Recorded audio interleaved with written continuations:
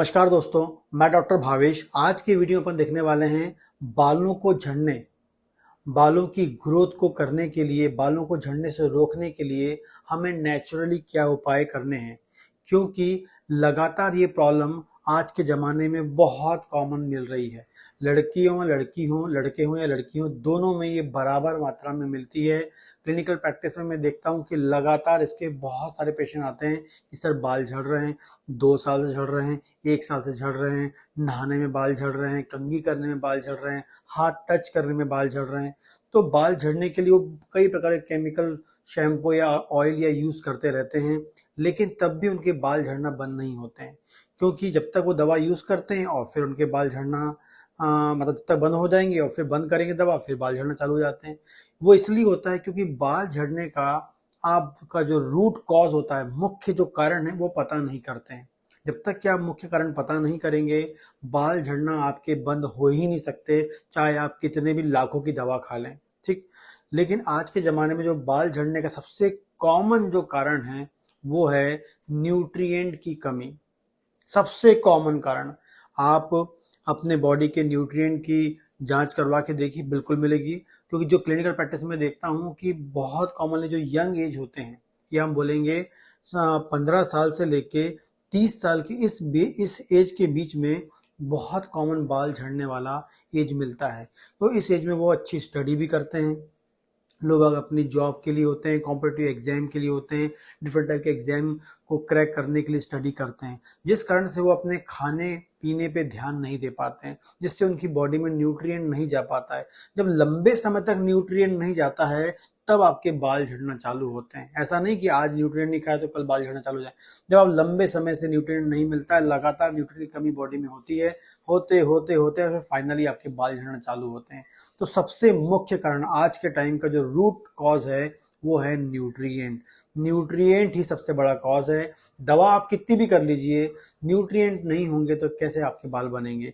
जैसे मुझे कोई घर बनाना है तो वहाँ मुझे ईंट चाहिए, रेत चाहिए, सीमेंट चाहिए, तभी तो घर बनेगा। अकेले एक से नहीं हो पाएगा। वैसे ही मुझे अपने बालों को हेल्दी रखना है तो प्रॉपर न्यूट्रिएंट चाहिए। आप कितना भी उसमें केमिकल डाल लें, लेकिन वो बाल आपके पैदा नहीं होंगे। बाल को बनाने के लिए जो न्यूट्रिएंट है वो शरीर में कम है। ये सबसे पहला मुख्य इंपॉर्टेंट कारण होता है। दूसरा जो होता है DHT, एक हार्मोन होता है टेस्टोस्टेरोन का, एक हाईली एक्टिव मॉलिक्यूल होता है। वो भी कई बार क्या होता है, जब बॉडी में ज़्यादा मात्रा में बनने लगता है तो वो क्या करता है, बाल की ग्रोथ को रोक देता है, बाल को झड़ने से रोक देता है। ठीक है, ये दो इंपॉर्टेंट कारण होते हैं। इन दोनों इंपॉर्टेंट कारणों को ठीक करने के लिए मैं एक डाइट बताता हूँ, उसको आपको फॉलो करना है। लगभग 90 दिन तक आप इसे यदि फॉलो करते हैं तो आप बिना दवा के अपने बालों को रीग्रो कर सकते हैं, उनको हेल्दी कर सकते हैं, स्ट्रॉन्ग कर सकते हैं। क्योंकि दवा आप कब तक खाएंगे, जिंदगी भर दवा तो खा नहीं सकते जब तक बाल ही नहीं बचेंगे आपके। लेकिन सिर्फ न्यूट्रिएंट पे ध्यान, क्योंकि इस पे कोई ध्यान नहीं देता है, बस दवा दवा दवा खानी है। बस आप न्यूट्रिएंट को फॉलो करिए जो बताने वाला हूँ। हमारे बालों के लिए जो न्यूट्रिएंट चाहिए, सबसे पहले जो होता है प्रोटीन। क्योंकि जो हमारे बाल हैं प्रोटीन के बने हैं, तो प्रोटीन हमको बॉडी में प्रॉपर चाहिए, गुड क्वालिटी का प्रोटीन चाहिए होता है आपको। प्रोटीन आपको लेना है, बताऊंगा कैसे आपको। दूसरा, आपको आयरन अच्छा चाहिए, बहुत अच्छी क्वालिटी का आयरन चाहिए, जो आपके जो हेयर फॉलिकल्स हैं उनके लिए प्रॉपर ऑक्सीजन को पहुंचाता है और साथ में वहाँ की जो एक्टिविटी उसको मेंटेन करता है। दूसरी बात करेंगे विटामिन डी। विटामिन डी सबसे अच्छा DHT ब्लॉकर है। विटामिन डी सबसे अच्छा DHT ब्लॉकर है। विटामिन डी जो है वो यदि किसी को DHT बढ़ने ज़्यादा होने के कारण के बाल झड़ रहे हैं तो उसे ब्लॉक करता है। और साथ में आपको बता दूं, नए बाल को अंकुरित, मतलब आपके फॉलिकल में जब नया अंकुरण आता है, नया बाल पैदा होता है, उस अंकुरण के टाइम विटामिन डी नहीं होगा तो उसमें अंकुरित नहीं होगा, मतलब बाल नया आपका हेयर प्रोड्यूस नहीं होगा। तो नए बाल को एकदम से जनरेट करने के लिए अंकुरण के टाइम हेयर फॉलिकल के वहां चाहिए विटामिन डी। तो विटामिन डी बहुत अधिक आवश्यक होता है। विटामिन सी जो होता है ये आपकी बॉडी में बाल में होने वाले इन्फेक्शन को या फिर टॉक्सिक इफेक्ट को उससे बचाता है। हमारी बॉडी के जो हेयर फॉलिकल्स है उनको प्रोटेक्ट करने में काम करता है, क्योंकि इसमें एंटीऑक्सीडेंट व एंटी इंफ्लेमेटरी प्रॉपर्टी होती है। सेलेनियम, ये भी एक इम्पॉर्टेंट टाइप का मिनरल होता है जो बॉडी के अंदर हेयर की ग्रोथ को हेयर की ग्रोथ को मेंटेन करता है, हेयर की ग्रोथ को स्टिमुलेट करता है। वैसे ही होता है बायोटीन, ये भी क्या करता है हमारी बॉडी में, ये भी हमारे हेयर ग्रोथ को स्टिमुलेट करता है, हेयर फॉलिकल्स को डेवलप कराता है और बालों को पैदा करने में हेल्प करता है। इसके अलावा फोलेट, फोलेट जो होता है ये कोई भी बॉडी के अंदर कोई भी नई सेल बनती है, कोई भी नई सेल मतलब नया बाल भी है, नया सेल है, नया बाल, बॉडी के अंदर कोई भी नई चीज बनती है, उसको बनाने के लिए आपको क्या चाहिए होता है, फोलेट चाहिए होता है। बिना फोलेट के कोई भी नई सेल बॉडी में नहीं बन सकती है। और साथ में आपको यहाँ पर चाहिए होगा विटामिन B12। दोनों मिलके आपकी बॉडी के अंदर कोई भी नई सेल, कोई भी नहीं, जैसे बाल भी नए पैदा करने हैं तो फोलेट और विटामिन B12 की कमी होगी तो ये कभी नहीं बन पाएंगे। तो दोनों को आपको मैनेज करना पड़ेगा।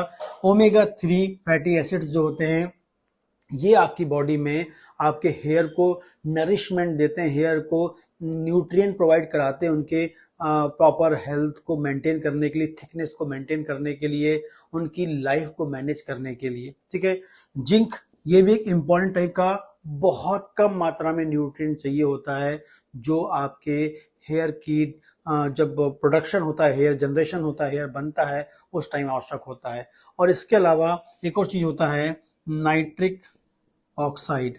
नाइट्रिक ऑक्साइड जो होता है ये क्या होता है, ब्लड वेसल्स को डायलेट करने वाला होता है, जो हमारे हेयर फॉलिकल्स की जो ब्लड वेसल्स हैं उनको डायलेट करता है और अधिक मात्रा में ब्लड को वहां पहुंचाता है।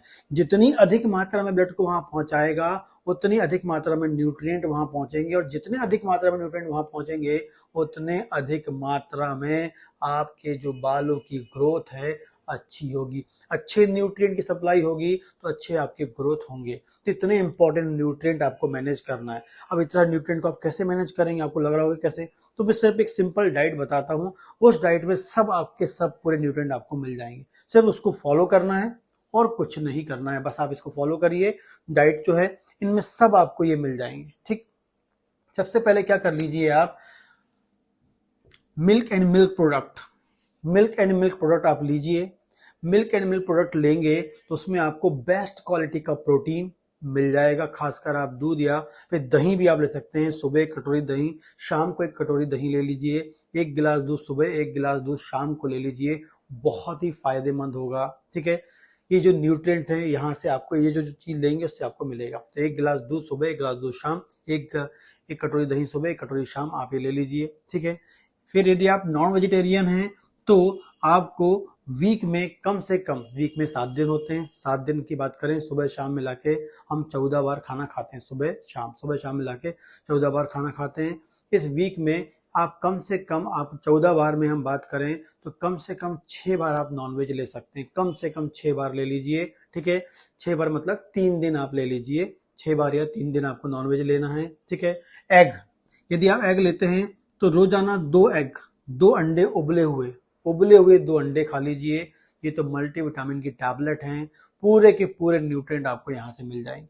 ठीक है, तो आप क्या ले लीजिए, अंडा ले लीजिए, 2 अंडे रोजाना ले लीजिए। आपको जब लेना चाहते हैं तब ले सकते हैं, अपने जो लाइफ स्टाइल उसके अनुसार ले लीजिए। अगली बात क्या करिए, ग्रीन लीफी वेजिटेबल आपको खाने में, अपने सब्जी में, खाने में ग्रीन लीफी वेजिटेबल्स आपको लेना है।